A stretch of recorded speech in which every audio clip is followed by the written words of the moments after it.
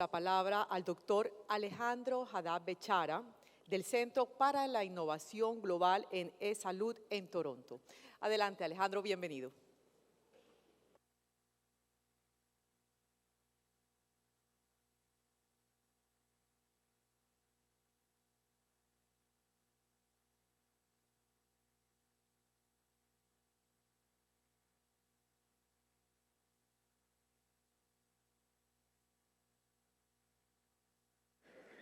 Muy bien.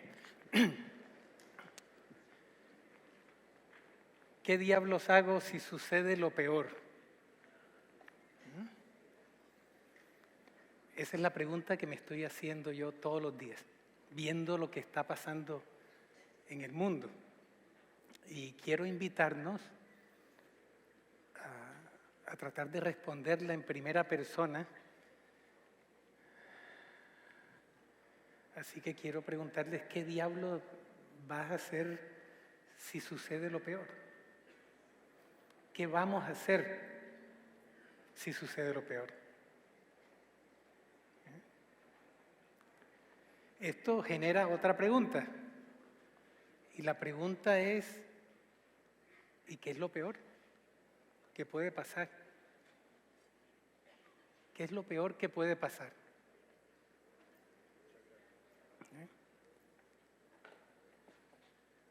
Algunas personas muy serias piensan que lo peor que puede pasar ya está pasando. Que se está manifestando en formas distintas desde el momento en que nos dimos cuenta de que había una pandemia, y entre otras, como si no la hubiéramos esperado.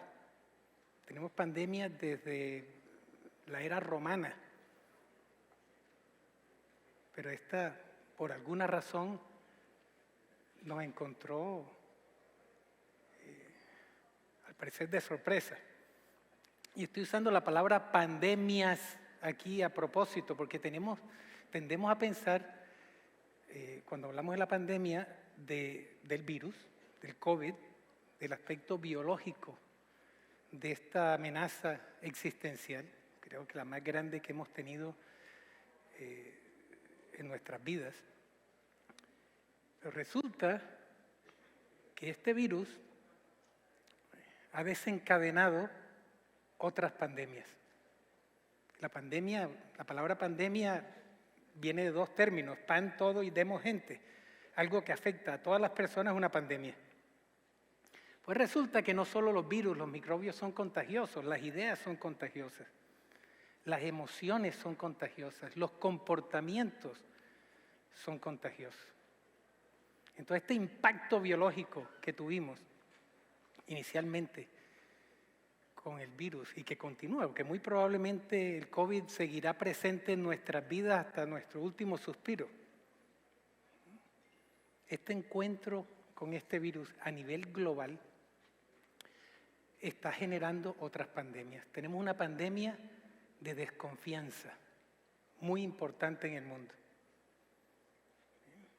No confiamos en los medios de comunicación, no confiamos en nuestros líderes políticos, no confiamos en la ciencia.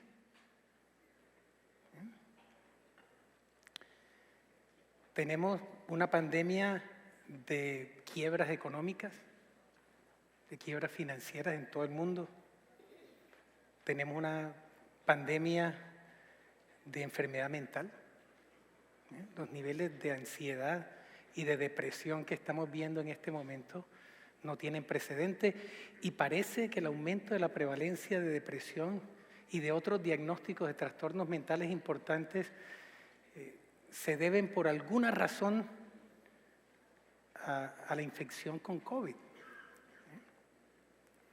Ahora se nos viene algo de lo que poco estamos hablando, que es el síndrome post-COVID. Alrededor del 30% de las personas que han sido infectadas por el virus aún sí han tenido síntomas muy leves, y en algunos casos, ni siquiera síntomas, han sido asintomáticas, están presentando problemas cardiovasculares, respiratorios y lo que más nos preocupa, problemas cognitivos. Y no tenemos respuesta en este momento para eso. Y si hemos tenido pandemias por microbios, desde que tenemos historia registrada, pues vendrán otras. Y lo que pasó con el COVID es que nos encontró débiles como especie. Porque en vez de responder como humanidad entera, ¿qué hicimos? Nos fragmentamos y terminamos cada una de nosotras como personas, como miembros de nuestras sociedades, en un sálvese quien pueda. Ya sabemos que no hay Unión Europea. Unión Europea, y no hubo unión. Cada país hizo lo que pudo. No hay Estados Unidos, tampoco. Cada estado se defendió como bien le pareció. Encontramos notas entre Nueva York y Rhode Island diciendo aquí no entra gente de Nueva York. Dentro de los Estados Unidos. Sabemos que no tenemos Naciones Unidas tampoco, porque no hubo unión entre las naciones cuando estábamos enfrentando una amenaza existencial. Y aquí estoy hablando de amenazas existenciales a nivel macro. Estos son desafíos que tienen la capacidad de aniquilarnos como especie. Entonces tuvimos el sálvese quien pueda. Y vienen otros bichos, ¿no? Este probablemente no sea. Pero vendrán otras pandemias. Y el riesgo es que nos van a encontrar débiles. Pues resulta que mientras estábamos tratando de decidir cómo íbamos a minimizar el impacto de la pandemia de COVID, la comunidad científica nos empezó a dar reportes de otros problemas que habían estado ahí desde hacía rato. El cambio climático, todos hablamos del cambio climático, de la crisis del clima, pero un reporte en el 2021 prácticamente indica que ya no hay nada que hacer. Parece que ya pasamos la línea de no retorno. Y cada vez vemos temperaturas que están rompiendo los récords, huracanes que están rompiendo los récords, inundaciones que están rompiendo los récords. Y esto nos está debilitando aún más. Y ya se está empezando a manifestar a través de pandemias sociales, como la pandemia de hambre. Primero en los países de bajos ingresos, en donde las sequías o las inundaciones afectan los cultivos, pero también lo estamos comenzando a ver en países de mediano ingreso y aún de alto ingreso, porque los costos de los alimentos se están aumentando y la gente está comenzando a dejar de comer, porque no tienen suficiente dinero para satisfacer sus necesidades alimenticias básicas. Y los reportes siguen llegándonos. Este es prácticamente invisible.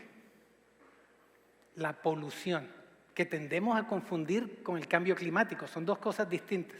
Por un lado nos estamos calentando, pero por el otro estamos envenenando el aire que respiramos. No solo con partículas que vienen de la combustión de derivados del petróleo, sino de un elemento que es producto de nuestro desarrollo tecnológico, los plásticos. Inicialmente pensábamos que el problema eran los microplásticos, pero ahora estamos enfrentando el problema de nanoplásticos. Y la contaminación con plásticos y con partículas que vienen de la combustión de derivados del petróleo, parece que causaron más muerte en el año 2019, antes de que sintiéramos que teníamos una amenaza existencial evidente, que en los 2 primeros años de la pandemia.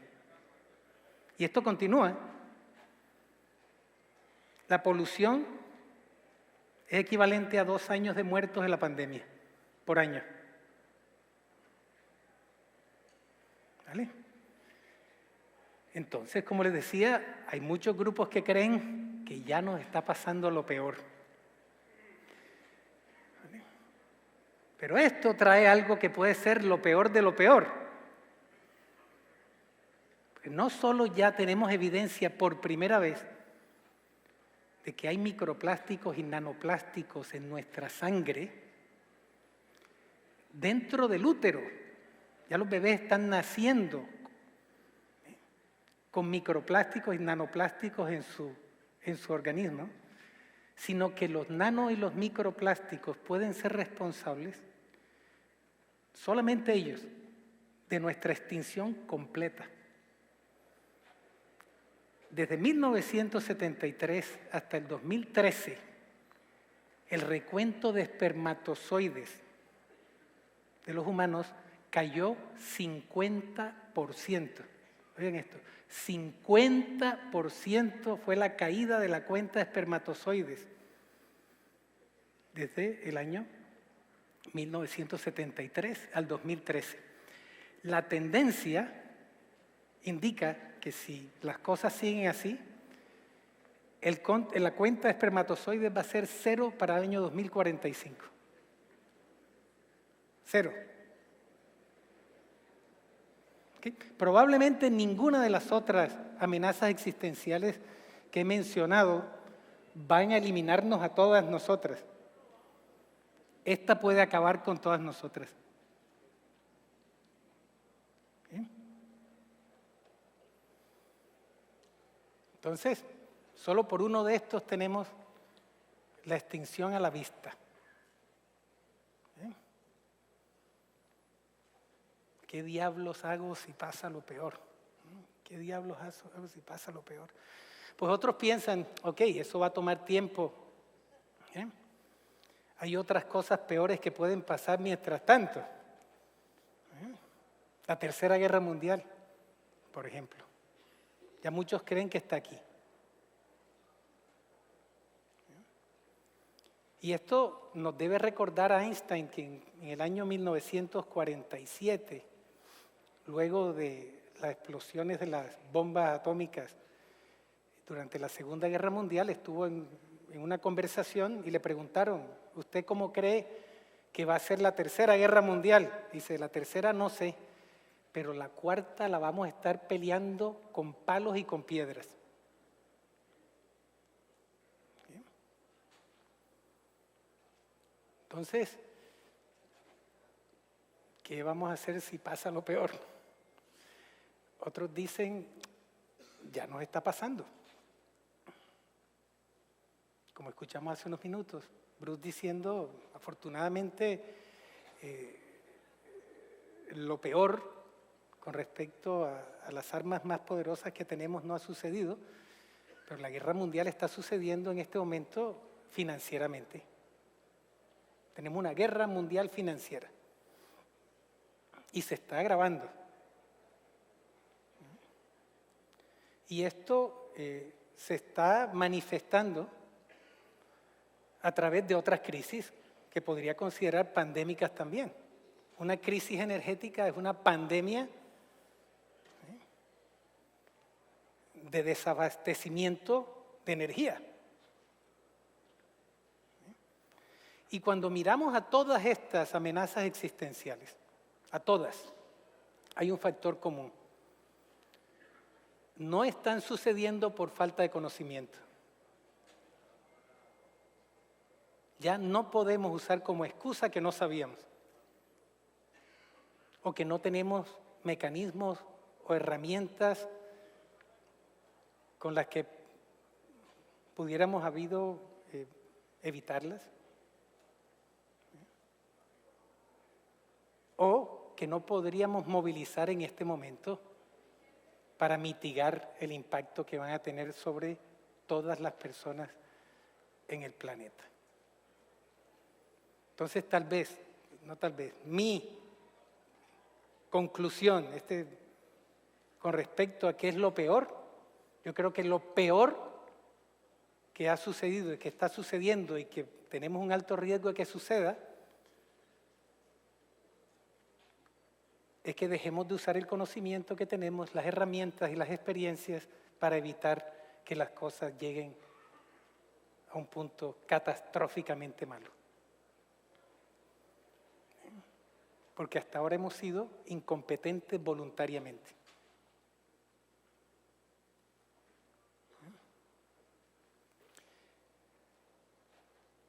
Eso a nivel macro. Ahora dediquémosle un ratito al nivel meso, nivel país, nivel institucional. ¿Qué va a pasar aquí? ¿Qué es lo peor que puede pasar aquí? No solo como resultado de las amenazas existenciales que tenemos a nivel global, que inevitablemente nos van a afectar, sino de amenazas que se puedan generar por nuestra idiosincrasia, por nuestras circunstancias a nivel nacional. ¿Qué pasará? ¿Qué pasará? Lo único cierto es que no sabemos qué va a pasar, pero de que va a pasar algo, va a pasar. Y creo que todos y todas lo podemos sentir. Aquí va a pasar algo.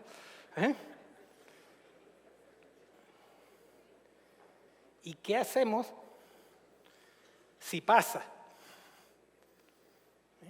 Aquí la pregunta es, ¿cómo podemos gestionar la incertidumbre?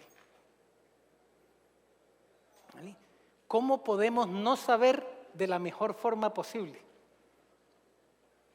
¿Cómo no saber de la mejor forma posible? Porque esto, querámoslo o no,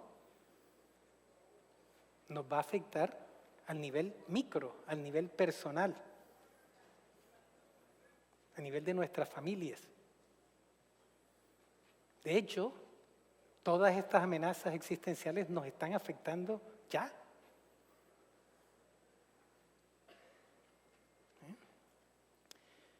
Y aquí vale la pena recordar a un personaje maravilloso que existió hace un poquito menos de 2000 años, un esclavo filósofo grecorromano, se llamaba Epicteto. Este hombre dijo algo maravilloso, dijo, lo que importa en la vida no es lo que nos pase, sino cómo respondemos a lo que nos pase. Cosa más interesante. Lo que importa no es lo que suceda, sino cómo respondemos a lo que nos suceda. Entonces la pregunta, si nos dejamos de inspirar por Epicteto, es cómo debemos responder, pase lo que pase. ¿Cómo debemos responder, pase lo que pase? Y yo creo que lo que nos trae aquí hoy, el tema que nos ha agrupado aquí hoy, nos puede dar unas pistas muy importantes, una pista clave, que se relaciona con un trabajo que hicimos durante más de 3 años y que tuve la fortuna de coordinar a nivel mundial. Fue una conversación, muchos de ustedes me han escuchado antes hablar de esto, que tenía que ver con el significado de la palabra salud. Entonces, la salud, este es el foro de la salud, entendida como la capacidad o la habilidad para adaptarnos a los desafíos físicos, mentales y sociales que son inevitables y que se nos presentan a lo largo de la vida,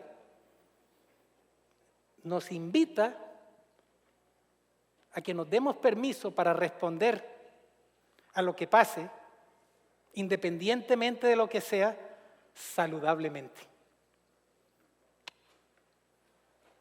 ¿Vale?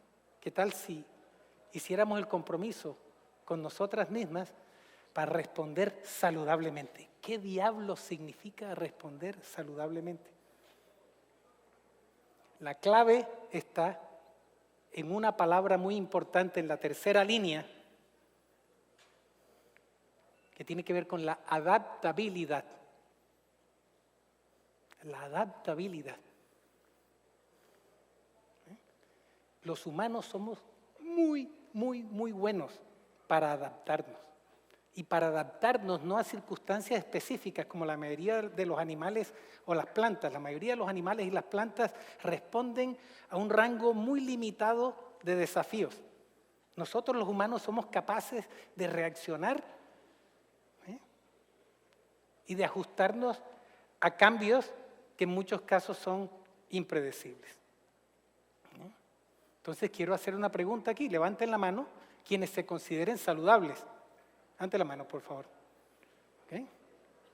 Vale. ¿Quién no se considera saludable aquí? Una mano. ¿Vale? 2 de 1000 y tantos. ¿Ok? Entonces, ¿hemos sido capaces de adaptarnos a lo que se nos vino encima desde el 2020? Hemos sido capaces de adaptarnos, al menos a nivel individual. Ahora, la pregunta es si vamos a ser capaces de adaptarnos colectivamente. Para eso, quiero que le prestemos un poquito de atención a la palabra adaptación, que sería maravilloso que fuéramos capaces de adaptarnos colectivamente, como gremio, como país e idealmente como especie. Entonces, la adaptación depende básicamente de 3 elementos. Uno, que haya desafíos, ¿vale?, físicos, mentales o sociales. Y que tengamos la capacidad para cambiar en respuesta a esos desafíos. Pero no cambiar para volver a donde estábamos, que es resiliencia. La resiliencia es, tengo un desafío, cambio y vuelvo donde estaba. La adaptabilidad es como rebotar para adelante, saliendo más fuertes del encuentro con los desafíos.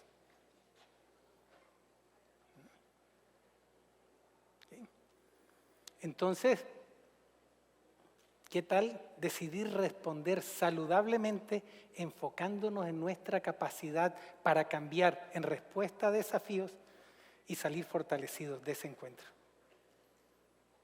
No debilitados. En este momento tenemos muchas respuestas maladaptativas a los desafíos que estamos encontrando. Que en muchos casos, porque tenemos muy buenas reservas, nos permiten sentirnos saludables,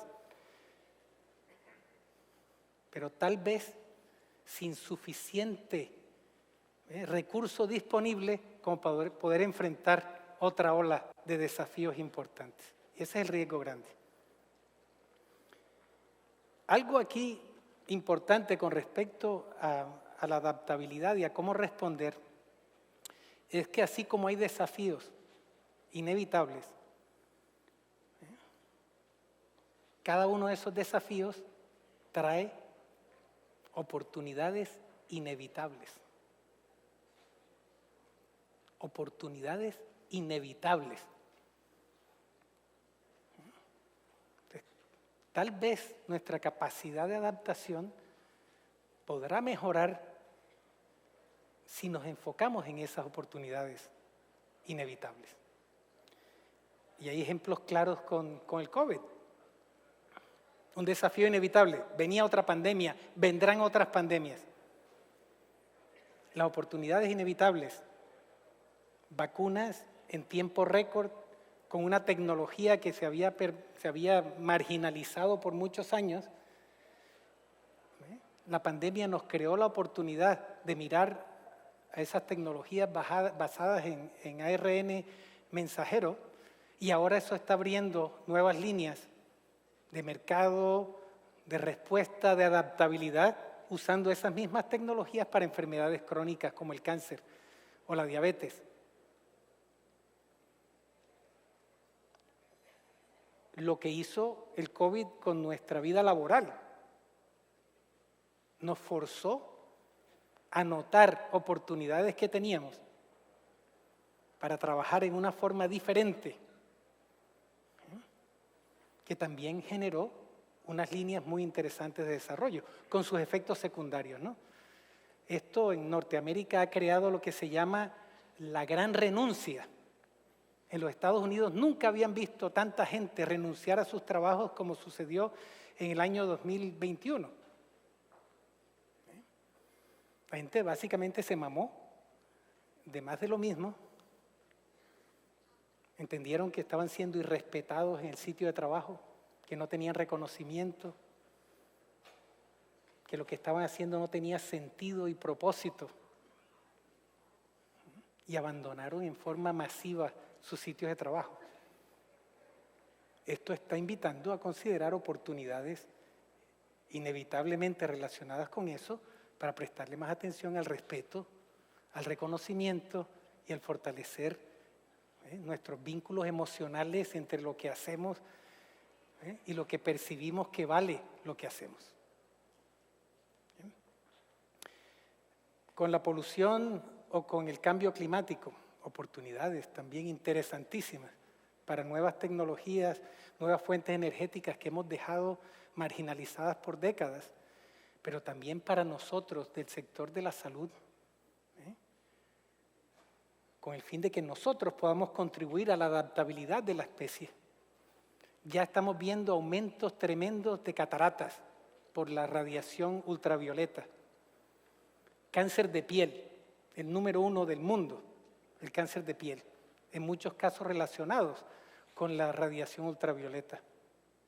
¿Qué oportunidades nos crea el saber que inevitablemente va a haber una explosión en cánceres, en problemas respiratorios, en cataratas?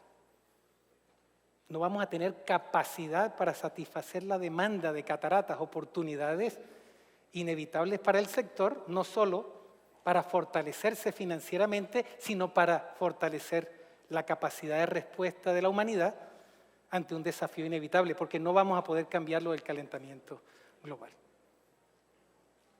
¿Bien? Y esto tiene una larga historia. Esta es una imagen de los médicos durante la peste negra, la plaga negra. Esto de las máscaras, el aislamiento social, esto lo hemos sabido por mucho tiempo. Pero el choque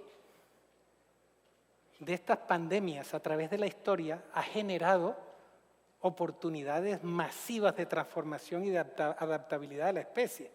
De hecho, la era industrial, la ciencia, la revolución científica, son resultado del cuestionamiento de la fe religiosa que causó la mortandad tan grande que hubo en Europa durante esta peste.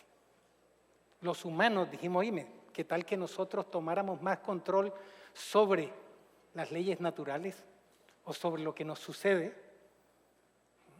Y eso nos ha llevado probablemente a saltarnos lo que llamamos la revolución industrial 4.0.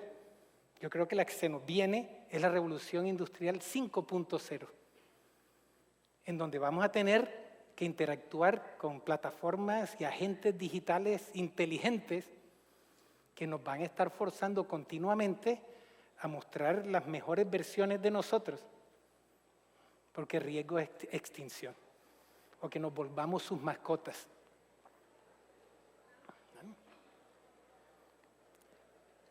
Muy bien. Todo esto que está sucediendo son ecos del pasado. Pandemias, más de 2000 años registradas, ¿no? Calentamiento global, siglos. Polución, décadas. Pero hay unos ecos importantísimos de hace 2800 años más o menos. ¿Quién reconoce esta escultura? ¿La mano? Mano arriba, ¿vale? Sí. Pensarán que es una pregunta tonta. Le hemos prestado muy poca atención a estos dos personajes, Rómulo y Remo, quienes están siendo aquí amamantados por una loba, ¿no? Y esto está relacionado con la fundación de Roma.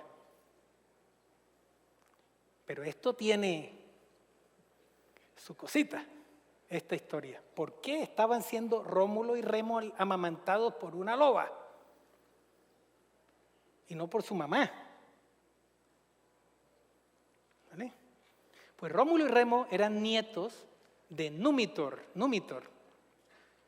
que era el rey de Alba Longa, una población, un reino en la mitad de lo que hoy conocemos como Italia. Pero Númitor tenía un hermano, Amulio, que dijo, ¿y por qué diablo mi hermano mayor tiene que ser el rey? Lo atacó, lo derrocó y le mató a los hijos varones. Númitor tenía una hija, Rea Silvia,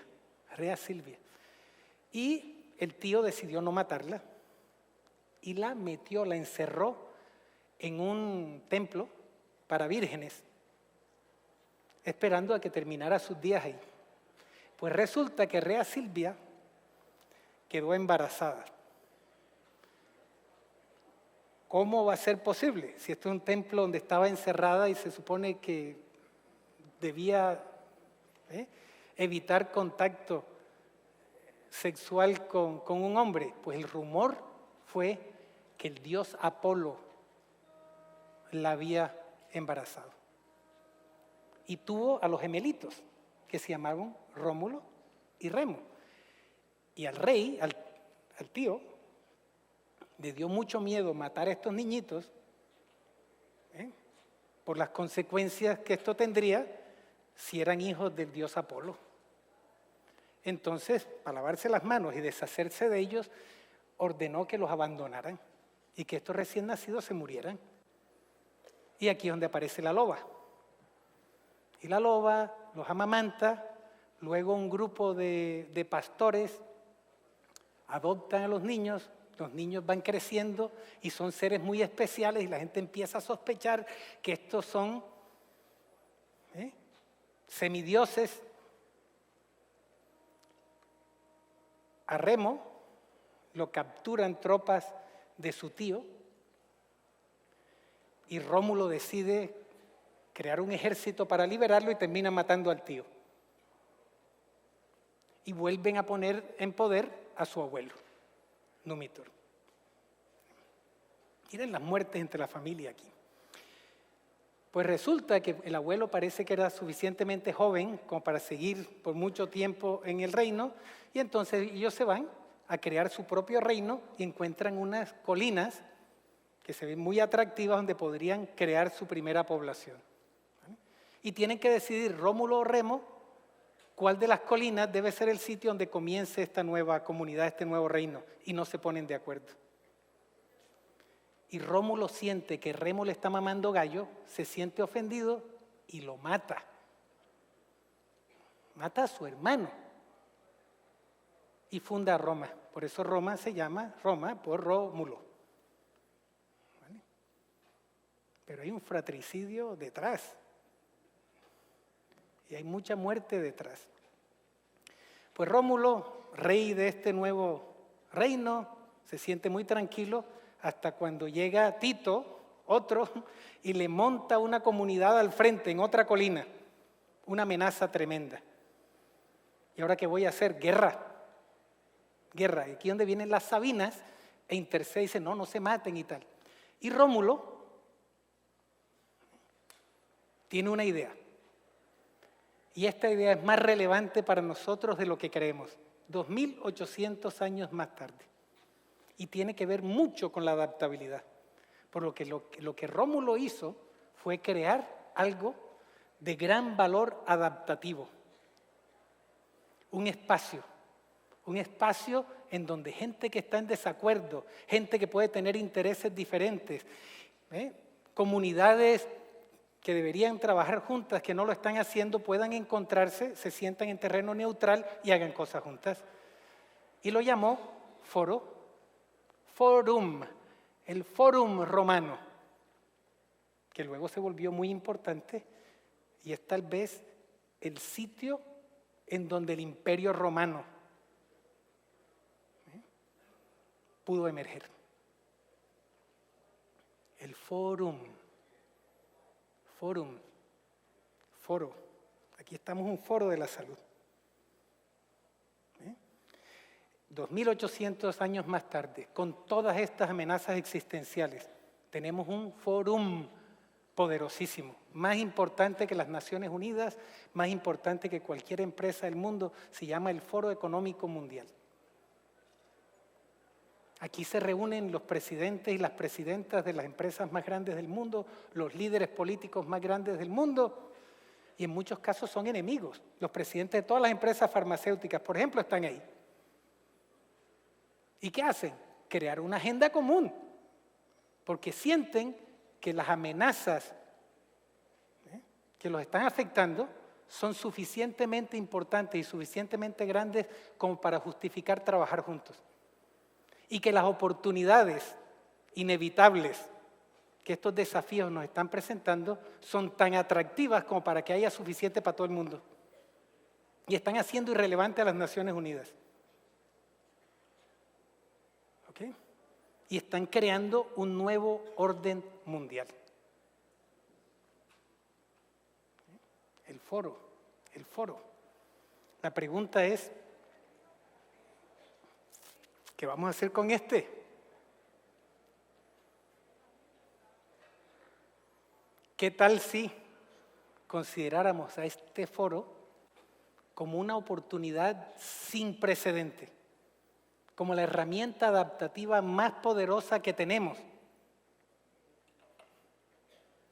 para reflexionar sobre cómo cambiar en respuesta a esos desafíos que nos están amenazando y salir fortalecidos, no solamente como gremio, como sector, sino como país?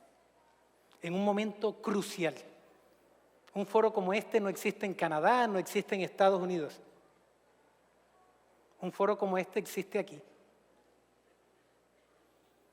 ¿Qué vamos a hacer con él? ¿Qué vamos a hacer con él? ¿Qué vamos a hacer cuando hay tanta abundancia de liderazgo, de perspectivas, de intereses, etcétera?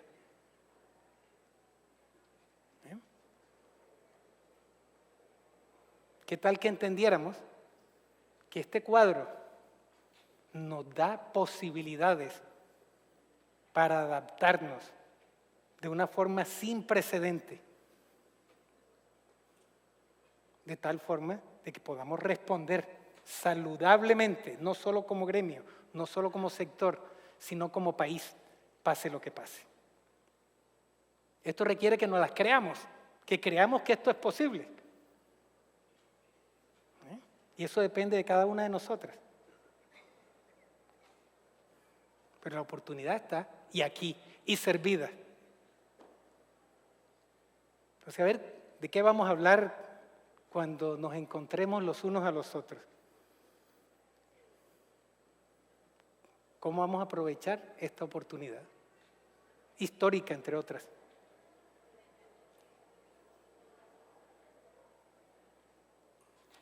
Si creemos eso, empezamos a entender que realmente no estamos solos o solas. Que ese sálvese quien pueda, que fue la respuesta que inevitablemente tuvimos que darle, especialmente a nivel personal o a nivel familiar o a nivel empresarial, a la amenaza que representó y que continúa representando y multiplicando la pandemia de COVID. Si creemos que realmente no estamos solos y que cada persona que tengamos aquí, que en condiciones normales, hace unos meses o años, consideramos como un competidor o como una competidora o como una amenaza,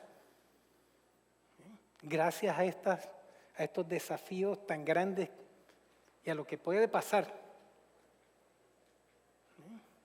que gracias a eso podemos empezar a considerarnos más como aliados, que tengan sus intereses en el mismo mercado, vale, pero con quienes podemos tener la mayor posibilidad para adaptarnos y para salir fortalecidos. Entonces, ahora que, si esto que acabo de decir es válido, prácticamente podemos hacer lo que sea. porque aquí está el liderazgo del sistema. Punto. Y este es un momento en donde necesitamos liderazgo más que en cualquier otro momento de nuestra historia reciente. No sé cuándo fue la última vez que pensaron en la palabra liderazgo, líder. La usamos continuamente, pero esa otra palabra preciosa. Tiene una historia de 1200 años por lo menos. Líder tiene que ver con viajar. Liderar requiere persuadir, seducir a otros para viajar en una dirección determinada. Esto es muy distinto al manejo, ¿no? Uno maneja o lidera. Manejo viene de mano.